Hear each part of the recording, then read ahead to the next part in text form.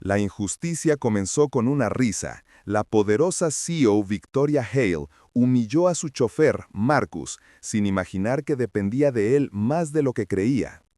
Su arrogancia y prisa por cerrar un contrato millonario casi destruyeron el trato más importante de su carrera.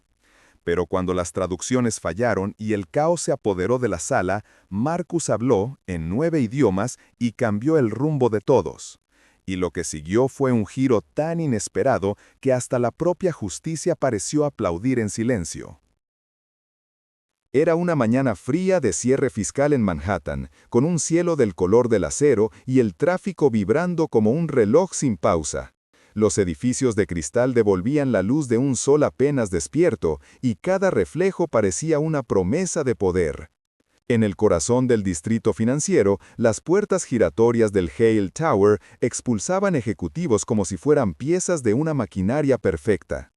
De entre todos, Victoria Hale destacaba. Traje blanco impecable, cabello recogido sin una sola hebra fuera de lugar, mirada que cortaba más que un contrato mal firmado. Era la directora ejecutiva de North River Tech y ese día llevaba en la cartera el cierre más importante de su carrera. Una alianza con el gigante asiático Hyphen Group, valuada en $1.000 millones. Todo lo demás, personas, gestos, palabras, le parecían distracciones menores. Al salir del vestíbulo, su chofer la esperaba junto al sedán negro que brillaba con la puntualidad de siempre. Marcus Reed, un hombre alto de presencia serena, vestía un traje oscuro y mantenía la postura recta de quien ha aprendido a ser invisible para conservar la dignidad. Cuando abrió la puerta trasera, Victoria apenas lo miró. Dejó escapar una pequeña risa que parecía casual, pero estaba cargada de condescendencia. «Hoy solo necesito que conduzcas y no hables, ¿sí?», dijo con tono amable, aunque cada palabra pesaba como una orden. Marcus asintió en silencio. Cerró la puerta con cuidado, rodeó el vehículo y tomó el volante. A su alrededor, el ruido de Manhattan seguía su curso, bocinas, pasos, llamadas urgentes. Pero dentro del coche, el aire se volvió más denso. Victoria revisaba documentos en su tableta. Él observaba el semáforo cambiar lentamente, consciente de que el día apenas comenzaba, pero ya había mostrado su jerarquía. Mientras avanzaban por Park Avenue, ella hablaba por teléfono con su asistente. «No, no aceptaremos una cláusula de revisión. Si no entienden inglés técnico, que traigan a alguien que lo haga». Y colgó exhalando con impaciencia. Marcus escuchó en silencio, no por curiosidad, sino porque el desprecio ajeno tiene un sonido particular, una cadencia de seguridad y miedo al mismo tiempo. No era la primera vez que trabajaba para alguien así. Había conducido para políticos, abogados, banqueros, todos distintos, pero con la misma mirada de quien se cree al mando de todo, incluso del respeto. El semáforo volvió a cambiar y Marcus apretó el volante con calma. Recordó a su padre diciéndole una vez: «A veces, hijo, la piel y el silencio son pruebas que el mundo te pide pasar antes de escucharte». En el asiento trasero, Victoria repasaba cifras y estrategias. Por dentro, sin embargo, no había tranquilidad. La presión del trimestre la ahogaba, inversionistas impacientes, rumores de una reestructuración, un socio asiático difícil de impresionar. Sentía que debía demostrar que podía controlar cada variable, cada persona, cada detalle, y en su mente confundida por el cansancio, control y superioridad ya eran lo mismo. Marcus tomó la autopista hacia el centro de convenciones. En el espejo retrovisor vio el reflejo de Victoria, el rostro sereno de alguien que ha olvidado cómo se siente agradecer. Por un instante pensó en su hija, que esa mañana tenía su primera audición en la escuela de idiomas. 9 años y ya habla 3 lenguas. Sonrió apenas, lo justo para no romper la compostura. No dijo nada, no hacía falta. Sabía que aquel viaje no era solo hacia una reunión, sino hacia una prueba silenciosa. Un día donde la educación, el poder y el respeto se pondrían en la misma mesa. Y aunque nadie lo sabía aún, el trato de $1.000 millones no dependería de una CEO perfecta, sino de un chofer que había aprendido el valor de las palabras en más de un idioma. Marcus conducía con una precisión que parecía coreografía. Cada giro era medido, cada detención suave, como si el auto respirara con él. En el asiento trasero, el reflejo de Victoria Hale se repetía en el vidrio tintado, labios moviéndose sin voz, ensayando frases en inglés de negocios. "Let's move forward on synergies", murmuraba. "Our equity vision, our mutual trust". Su dicción era impecable, pero su tono carecía de alma. Era el idioma del poder, pulido a fuerza de miedo a perderlo. Marcus, desde el espejo retrovisor, la observaba sin juzgar. Había visto a muchos ejecutivos practicar discursos en los trayectos, algunos movidos por la ambición, otros por el pánico disfrazado de control. En Victoria reconocía algo distinto, no maldad, sino agotamiento, el tipo de cansancio que se esconde detrás de un traje perfectamente planchado. Ella no era un monstruo, aunque el mundo la hubiese convertido en uno a los ojos de los demás. Era la hija de un banquero que creía que el afecto se medía en logros, la niña que creció escuchando que debía ser la mejor o invisible, la joven que se abrió paso entre hombres que la interrumpían y le explicaban su propio trabajo. Había aprendido que para sobrevivir en ese entorno no bastaba con ser brillante, había que endurecerse hasta volverse intocable. Y en ese proceso confundió firmeza con frialdad, liderazgo con distancia, éxito con soledad. Marcus redujo la velocidad al acercarse a un semáforo en Lexington Avenue. Los limpiaparabrisas marcaban el ritmo de una llovizna fina, casi elegante. En el silencio, escuchó a Victoria susurrar algo sin darse cuenta de que él podía oírla. "Si esto falla, tendremos que recortar más de 200 puestos". Lo dijo sin dramatismo, como quien repite una línea ya asumida, pero en su voz había una grieta apenas perceptible, un temblor que no correspondía al tono de una ejecutiva que lo tiene todo bajo control. Marcus miró la luz roja del semáforo, luego el reflejo de su rostro en el cristal. En su mente aparecieron rostros anónimos, los guardias del edificio que lo saludaban cada mañana, la recepcionista que siempre le ofrecía café, el hombre del mantenimiento que le contaba que su hijo estaba en la universidad. Todos dependían, de una forma u otra, de las decisiones que se tomaban en esas oficinas de vidrio. Sabía lo que significaba un recorte, turnos reducidos, alquileres atrasados, promesas rotas. Y sabía también que esas decisiones rara vez se tomaban mirando a los ojos de los afectados. Sin embargo, por primera vez sintió una punzada de compasión hacia Victoria, no la compasión que nace del desprecio, sino la que surge al comprender que incluso quien tiene poder puede ser prisionero de él. Ella hablaba de cifras, pero lo que la movía era el miedo, miedo a fracasar, a decepcionar, a ser reemplazada en cuanto mostrara una grieta. Marcus comprendió que la arrogancia de esa mañana no había sido personal. Era su forma de protegerse, de mantener en pie la armadura que el mundo le exigía llevar. Había aprendido a mirar a los demás desde arriba solo porque nadie la había visto realmente desde el mismo nivel. El tráfico comenzó a fluir otra vez. En la radio, una voz suave anunciaba el pronóstico del tiempo, y Marcus bajó el volumen para mantener el silencio. Su atención se dividía entre la carretera y el pensamiento persistente de que, quizás, todos los que viajaban en ese coche compartían algo, un miedo distinto, pero igual de profundo. Mientras doblaba por la Quinta Avenida, recordó las palabras de su madre: "No puedes juzgar el alma de nadie mientras siga luchando por no romperse".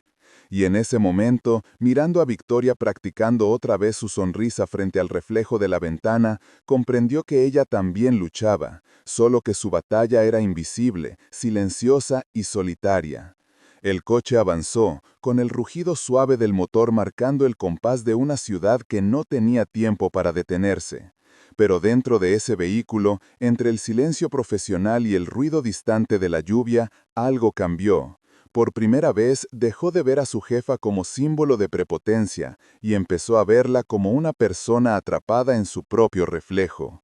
Una sombra de compasión se instaló en él, tan discreta como la luz que se filtra entre las nubes antes de un amanecer.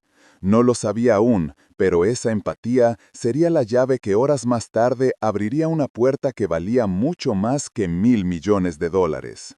El piso 47 del Hudson Trade Center estaba vestido para la ocasión. Cristales polarizados, una mesa ovalada de nogal, pantallas encendidas con los logotipos de North River Tech y Hi-Fan Group. En el aire flotaba el aroma a café caro y a nervios contenidos. Los representantes de Hi-Fan habían llegado 15 minutos antes, un detalle calculado, y ya ocupaban la mitad de la mesa como si les perteneciera. Daniel Brooks, el COO de North River, repasaba los documentos con las manos húmedas. Revisó su reloj, miró hacia la puerta y dijo en voz baja: «Falta el intérprete. Se suponía que estaría aquí hace 10 minutos». Victoria Hale, impecable, ocultó su molestia detrás de una sonrisa corporativa. «Entonces improvisemos», respondió. «No será la primera vez que lo hagamos». El ambiente, sin embargo, no estaba hecho para improvisar. El señor Li Wei, director de operaciones de Hi-Fan, conversaba con su abogada en mandarín, la voz pausada, pero cargada de significado. A su lado, el vicepresidente Zhang Chang respondía en su propio dialecto, más rápido, más cortante. Un joven asesor intentaba traducir al inglés, pero tropezaba con las palabras, buscando equivalentes imposibles en medio del estrés. «They are saying, profits that may repeat if luck helps», balbuceó el traductor en un inglés inseguro. Victoria arqueó una ceja, pero continuó su presentación. En su pantalla aparecieron gráficos ascendentes, porcentajes perfectos, la proyección de un futuro brillante. Mientras hablaba, una parte del equipo de Hi-Fan murmuraba en francés, comentando entre dientes que las condiciones parecen leoninas. Otro asesor, portugués, discutía por teléfono. «O risco cambial es un suicidio», decía, agitando una carpeta. En el extremo opuesto de la mesa, una abogada alemana revisaba las cláusulas legales y susurraba «Haftung» con el ceño fruncido, como si aquella palabra, responsabilidad, pesaba demasiado para firmarla. Era, literalmente, una torre de Babel carísima. Victoria mantenía la compostura. Su sonrisa era una máscara tallada con años de práctica. Comenzó su pitch. North River representa la innovación sostenible, la escalabilidad tecnológica y... El traductor interrumpió con voz temblorosa, intentando seguir el ritmo, pero al llegar al punto clave, ingresos recurrentes, tradujo: «Earnings that repeat if we're lucky». Un murmullo recorrió la mesa. Algunos se miraron, otros reprimieron una risa cortés. Para Hi-Fan, la palabra suerte era veneno, insinuaba falta de control.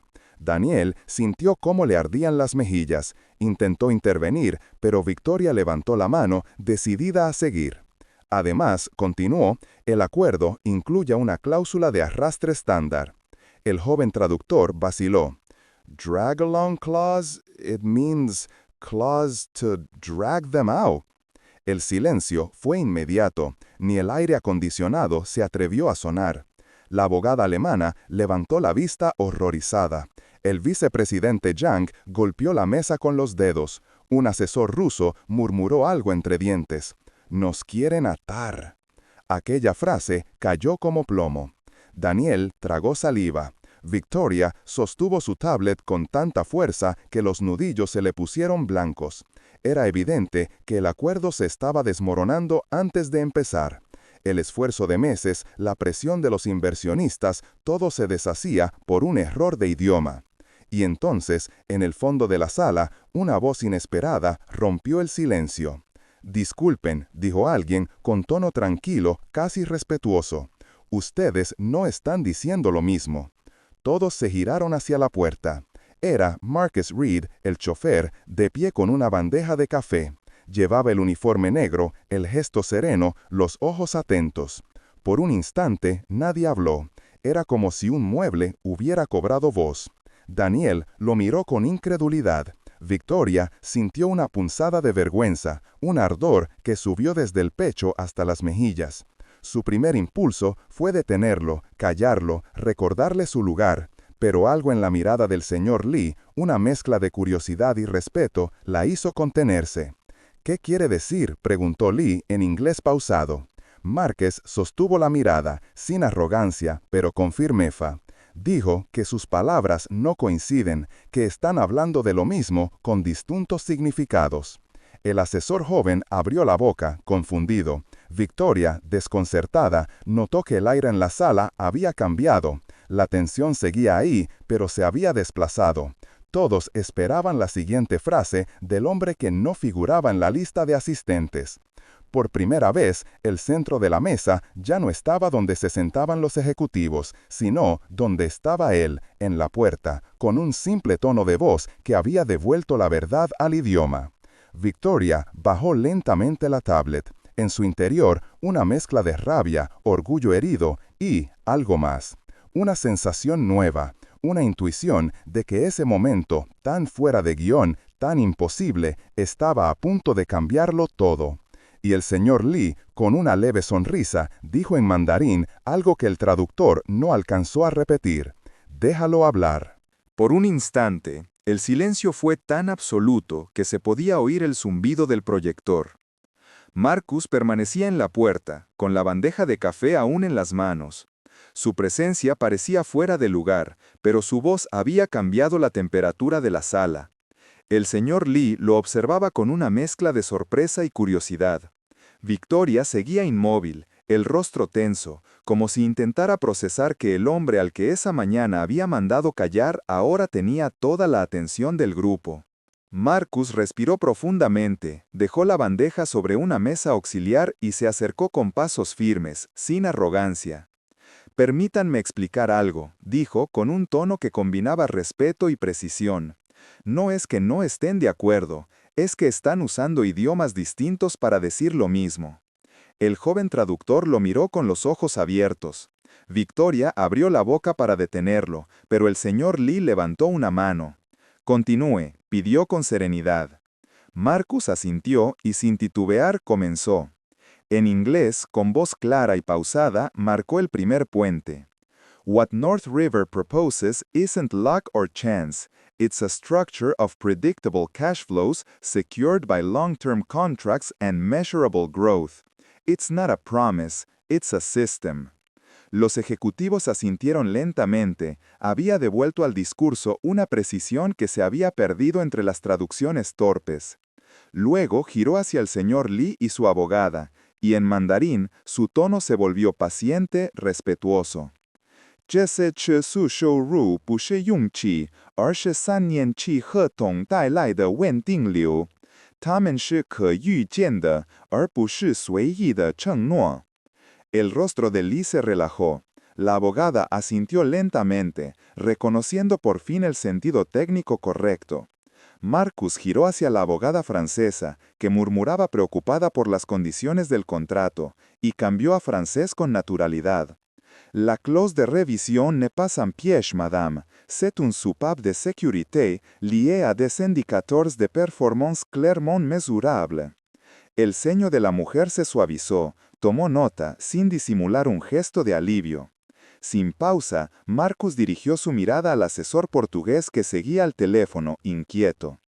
«O risco cambial ya está coberto», dijo en portugués fluido, «con un collar de 3% y gatillos trimestrais». El hombre detuvo la llamada, sorprendido, y levantó el pulgar en señal de aprobación.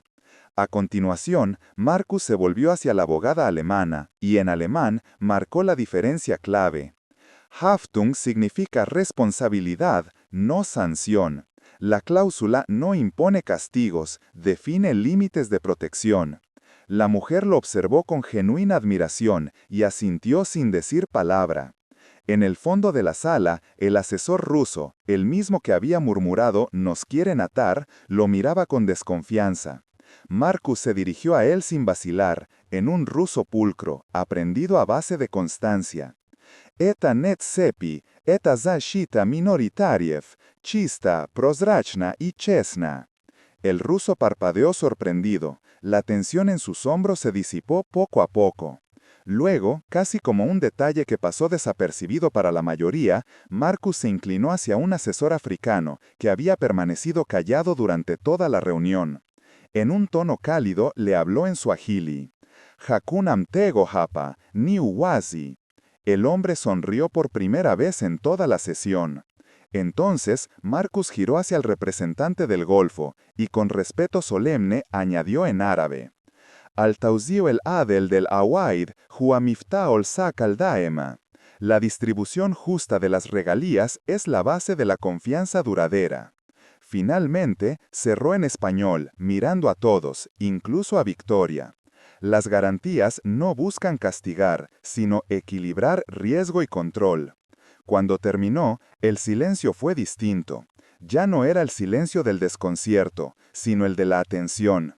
La atmósfera entera cambió de densidad. Donde antes flotaba la sospecha, ahora reinaba la claridad. Los rostros se habían relajado, los murmullos cesaron. Daniel Brooks, todavía asombrado, empezó a corregir las diapositivas siguiendo las frases que Marcus había traducido con precisión quirúrgica. El señor Lee intercambió unas palabras breves con su equipo, y con un gesto medido pidió un receso.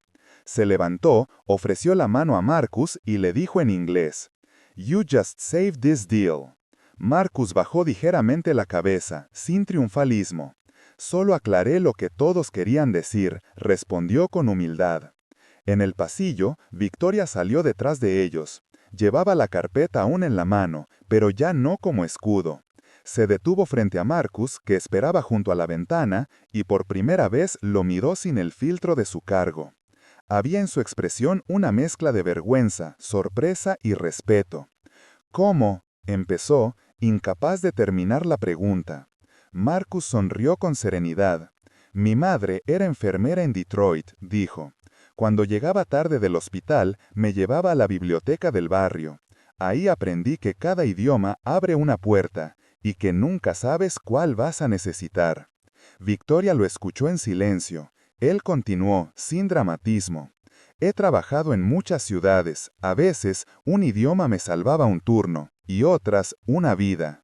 No lo dijo para impresionar. Lo dijo como quien comparte un hecho simple, una verdad aprendida a base de experiencia. Ella lo miró, todavía procesando. Recordó su risa de aquella mañana, su propio desdén, y sintió el peso de esa imagen como un espejo que se vuelve en contra. Marcus bajó la mirada hacia el ventanal, donde se reflejaba el horizonte de Nueva York, y añadió con calma: «A veces, la herramienta correcta llega del lugar más inesperado, solo hay que escuchar». Victoria sintió lentamente. Por primera vez en mucho tiempo, no tuvo nada que decir. Y en ese silencio lleno de respeto, los roles se reescribieron sin necesidad de palabras. La jefa y el chofer ya no eran opuestos, sino parte del mismo acuerdo invisible que acababa de salvarse, el del entendimiento humano. Cuando regresaron a la sala, el ambiente era otro. La tensión que había dominado cada gesto durante la mañana se había disuelto, reemplazada por una calma limpia, casi solemne.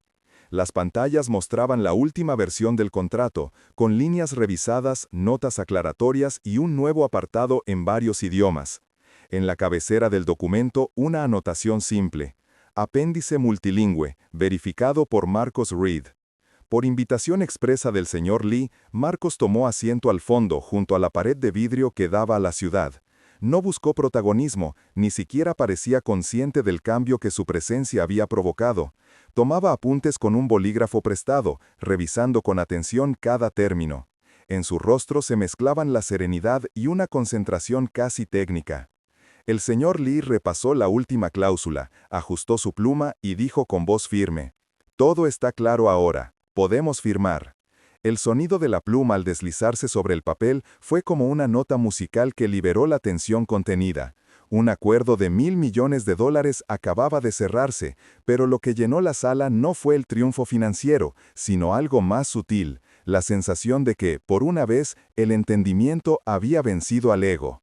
Lee levantó la vista, miró a Victoria y luego a Marcos. «Now I trust what you really meant», dijo en un inglés impecable. Victoria asintió, sin poder disimular la emoción que asomaba tras la compostura. Durante semanas, aquel trato la había mantenido al borde del insomnio, y ahora, por primera vez en mucho tiempo, respiró sin el peso del miedo en los hombros. Era un respiro de verdad, no de costumbre. Se levantó lentamente y se dirigió al centro de la sala. Todos los presentes la observaron. Marcos se dispuso a ponerse de pie, pero ella le hizo un gesto para que permaneciera sentado. Antes de que terminemos, dijo Victoria, con una voz que resonó sincera, quiero decir algo. Hizo una pausa breve. Le debo una disculpa a Marcos. Hoy nos salvó a todos. Nadie habló, pero en los rostros de los ejecutivos se dibujó una expresión unánime de respeto. No era el tipo de disculpa que se escucha en el mundo corporativo, y precisamente por eso tuvo un impacto mayor. No fue teatral, fue reparadora. Daniel Brooks, el COO, sonrió y rompió la tensión con un gesto simple. Extendió el puño hacia Marcos. Él lo recibió con una sonrisa breve, humilde, y el golpe suave de puños sonó como una firma invisible de gratitud. Victoria respiró hondo y añadió, a partir de hoy, quiero que Recursos Humanos cree un programa de becas lingüísticas para el personal de soporte. Marcos será el primer mentor, con un título que refleje lo que realmente representa, director de puentes culturales. Un murmullo de aprobación recorrió la sala. No era solo un gesto simbólico, era el reconocimiento de que la inteligencia no siempre lleva corbata ni firma con iniciales doradas. El señor Lee, con su habitual sobriedad, se acercó a Marcos y estrechó su mano con una reverencia breve. Su forma de comunicarse fue más valiosa que cualquier negociación, le dijo. Los idiomas pueden dividir o unir, usted eligió lo segundo. Las cámaras de prensa convocadas para la firma captaron el momento exacto del apretón de manos. En la foto que luego recorrería las redes y los periódicos financieros, no se veía un chofer en el margen del encuadre, sino un hombre en el centro, flanqueado por los dos líderes que había logrado unir. La admiración que llenó la sala no fue por un milagro ni por un truco, fue por la claridad. Un hombre al que se había juzgado por su puesto, su acento y su piel, había sostenido, con 9 idiomas y una calma inquebrantable, lo que 100 diapositivas y un ejército de asesores no pudieron. Victoria miró a Marcos con una mezcla de humildad y alivio. En su interior entendió algo que nunca había aprendido en Harvard ni en las juntas de directorio. El liderazgo no consiste en hablar más alto, sino en escuchar mejor. Aquella verdad tan simple y tan olvidada la acompañaría mucho después de ese día. La reunión terminó con aplausos discretos, no de celebración, sino de respeto. Marcos recogió su carpeta y se despidió con cortesía. Mientras salía del edificio, el aire frío de Manhattan le rozó el rostro. Observó los taxis, las luces, el ruido de la ciudad volviendo a su ritmo natural. Cruzó la calle con paso tranquilo, sin mirar atrás. Sabía que, en los titulares del día siguiente, su nombre no sería el más grande, pero eso no importaba. Lo importante era que por una vez la justicia no había gritado, se había traducido. Y cuando vio su reflejo en la vitrina de un café, sonrió apenas, sin estruendo. A veces, pensó, la dignidad no necesita palabras, solo coherencia. Y comprendió que, aunque los idiomas cambien, hay uno que todos entienden, el del respeto. Ese día, 9 lenguas distintas habían dicho lo mismo, que el valor no depende del cargo, ni del color, ni del título. Depende del momento en que uno decide usar su voz, no para imponerse, sino para unir.